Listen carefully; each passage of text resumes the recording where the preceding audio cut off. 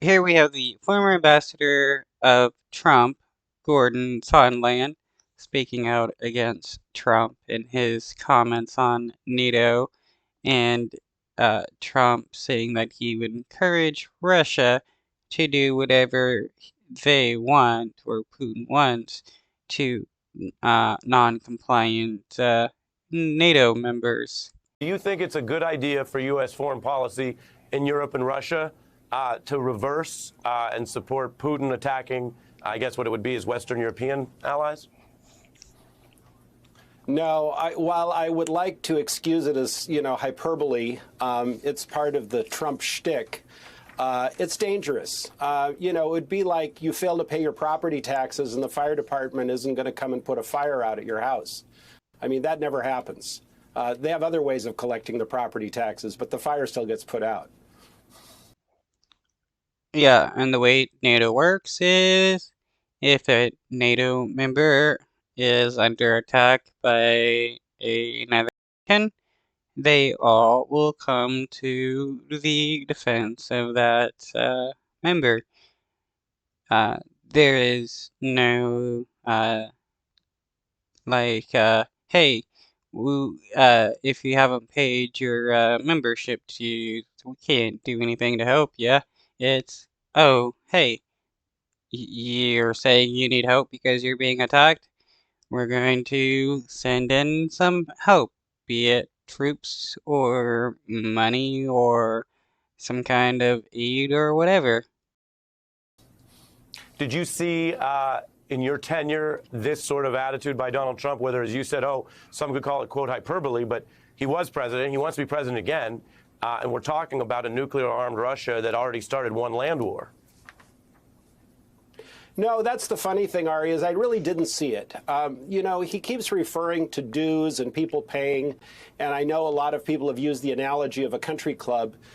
People don't pay dues into NATO. What they do is they try to get to 2% of their GDP at a minimum. We're well above that for their defense spending. And there are a lot of ways, using economic coercion, using tariffs, using other things, if you really want to call the question and really want to hit some people in the EU over the head with a 2x4, you don't do it by encouraging our common enemy to strike them. You do it by hitting them where it hurts, which is the wallet, until they do come up to the level that they committed to paying. Or you could just tell them, be like, hey, part of the contract is that your nation spends 2% of GDP on defense. We would like you to do that. I mean, like, fining a nation for not doing that seems counterproductive because then it makes it harder for them to spend said money on national defense when they have to pay a fine. But yeah, this just shows that Trump doesn't understand how NATO works.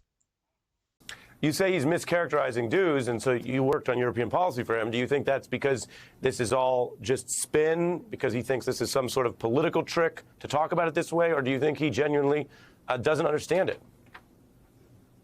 Oh, no, he completely understands it. I think what he's trying to do is put it in terms that the average person can understand, because the system of payments is quite complex. So using the dues analogy. So, being that he was Trump's ambassador and he says that Trump does understand how NATO works, I will take his word at the that Trump understands how NATO works.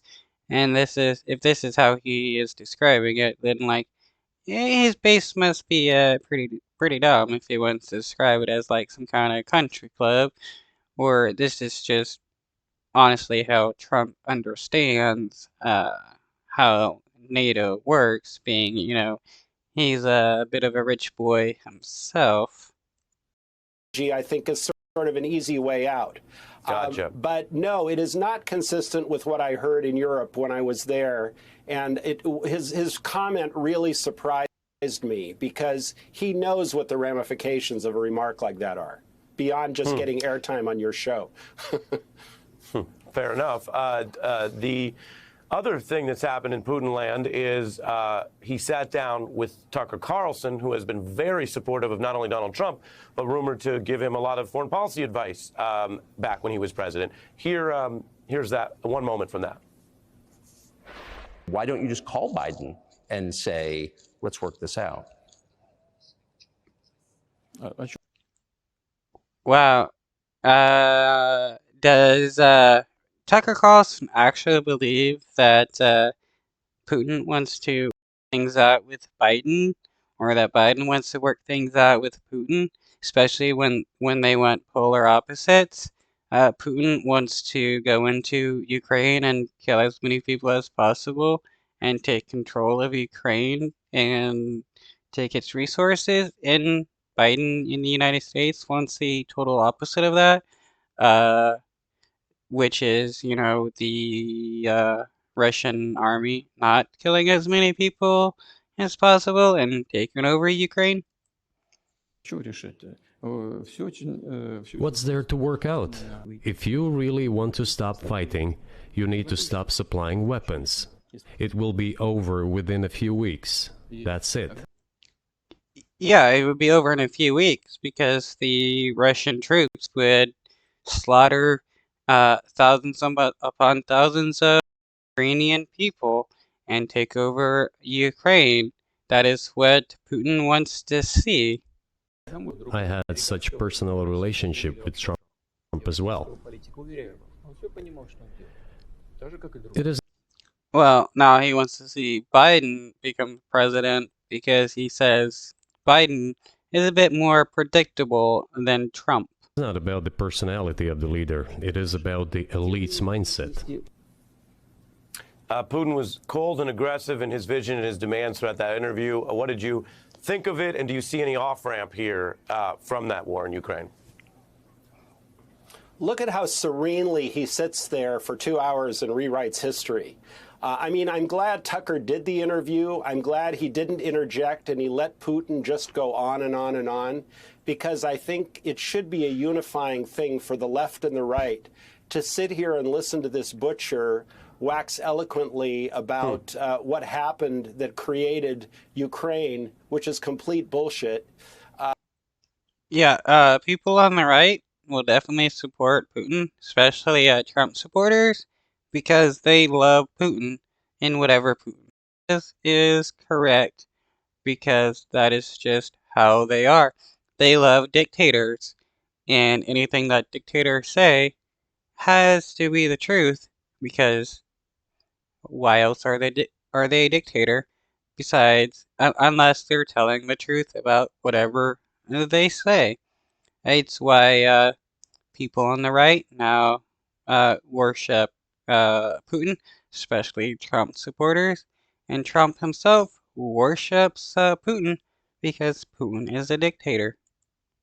And I think that, if anything, that interview should have strengthened the resolve of both sides of the aisle to pass the bill and support Ukraine. Well, he honestly doesn't understand the right, as the right does not support Ukraine whatsoever, because